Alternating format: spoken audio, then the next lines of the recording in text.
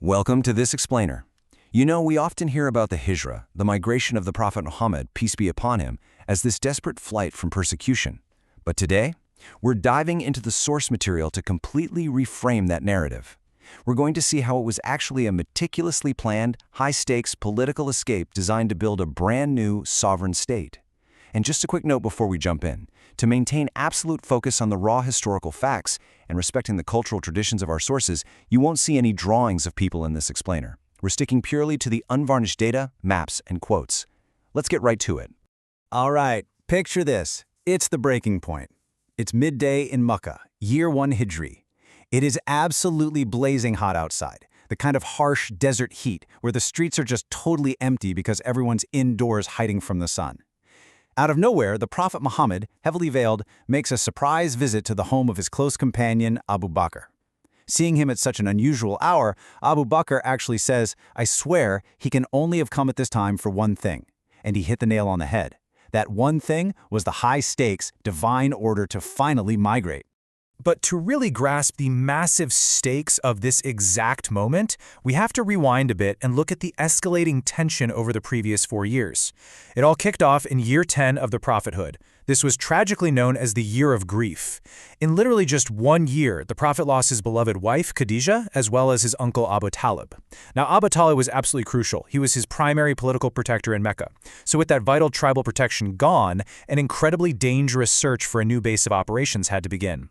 This hunt led directly to secret diplomatic pledges in year 13, setting the stage for a dramatic power shift and ultimately bringing us to that divine order in year 1 Hijrah. Section 1. Securing the pledges. Because, like we said, this migration wasn't some spontaneous run for the border. It was the result of years of secret diplomatic groundwork. And this entire diplomatic shift basically started with the number 6.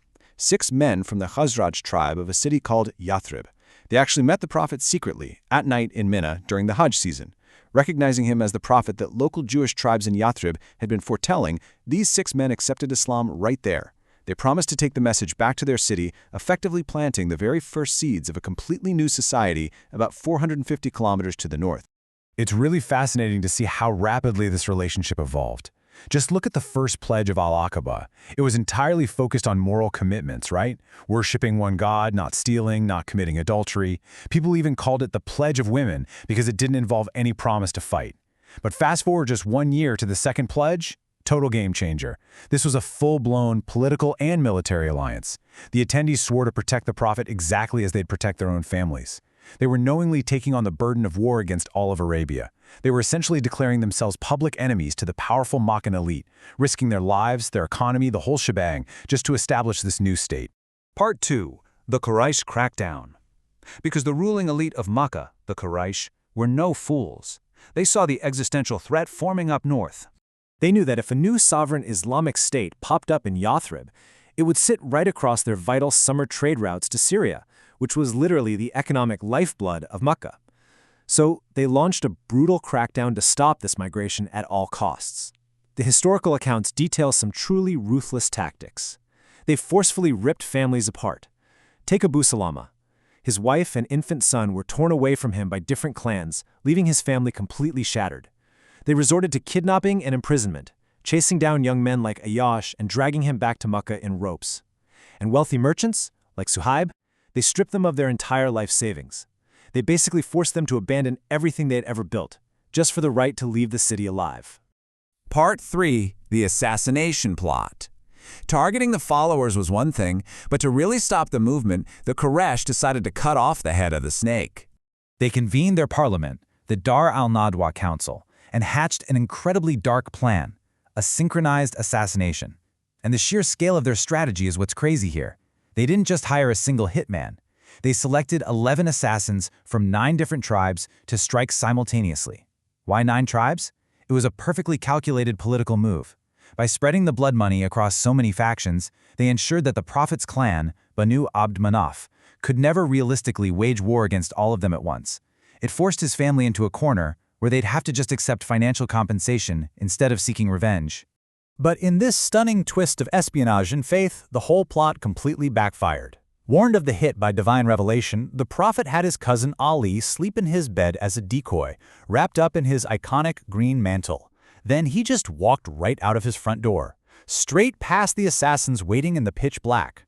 As he walked past, he even sprinkled dirt on their heads while reciting verses from the Quran, telling one of the plotters directly, "Yes, I do say that, and you are one of them."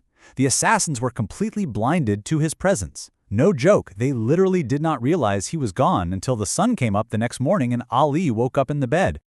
Part 4. The Perilous Journey. What happened next was one of the most intense, adrenaline-fueled manhunts in history. Enraged at being outsmarted, the Quraysh blocked all the exits from Makkah and slapped a massive bounty on the heads of both the Prophet and Abu Bakr, dead or alive. The reward? 100 camels. To put that in perspective, that was an absolute fortune. It was enough to make any man insanely wealthy for the rest of his life. Evading this massive pursuit, the two men hid inside the cave of Thar for 3 terrifying nights. At one point, the tension was just unbearable.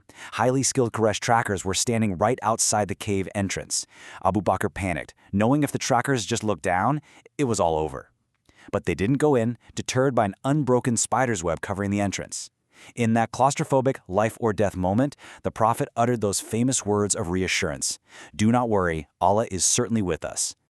Their ultimate escape relied on this masterful blend of unshakable faith and hardcore tactical planning. Step 1, lay low in that cave for 3 days while the initial manhunt cooled off and search parties got exhausted. Step 2, have a freed slave, Amir bin Fuhaira, herd a flock of sheep over their tracks every single night to literally erase their footprints from the sand. And Step 3, hire an expert local guide to take them completely off the grid. Instead of taking the standard northern route to Yathrib, they went south first, plunging into some seriously harsh terrain, and then swung incredibly wide along an uncharted coastal route to entirely dodge the northern scouts. Even with all that, they weren't entirely out of the woods. A highly skilled bounty hunter named Suraqaqa actually managed to track them down, totally lured by that massive reward. But according to the historical accounts, every time Suraqaqa tried to charge his horse at them, the animal's front legs mysteriously sank deep into the solid earth. Terrified by this supernatural deterrence, he realized he was up against something way bigger than himself and finally threw in the towel. And in a wild twist of fate, he actually ended up begging the Prophet for a written guarantee of safety, which is just incredible considering he was the one actively hunting them down. Part 5. Dawn of a New State. After weeks of perilous travel, dodging assassins, and enduring the blistering heat of the Arabian desert, They finally made it, and their arrival at their destination was met with just unprecedented, exuberant celebration. People were climbing up on the rooftops, kids were filling the streets singing and calling out in joy. You have to understand, this wasn't just the arrival of a religious figure seeking refuge. It was the birth of a totally new society. On this very day, the deeply divided city of Yathrib was officially transformed into Al-Madinah Munawwara, the enlightened city, and the first Islamic State was born. So, what's the big takeaway from all this source material? It's absolutely clear. The Hijrah was not some frantic, desperate retreat. It was a meticulously planned, diplomatically negotiated, and strategically executed migration. It was the calculated foundation of a brand new civilization, a movement that successfully shifted from being persecuted and marginalized into a fully functioning, sovereign governing body. Which brings us to a really fascinating question to end on. Just consider the sheer stakes for a second. The survival of 2 men in a tiny cave, protected by nothing but a spider's web, literally birthed an empire. So how exactly did the success of this single, perilous journey permanently reshape the geopolitical map of the entire world?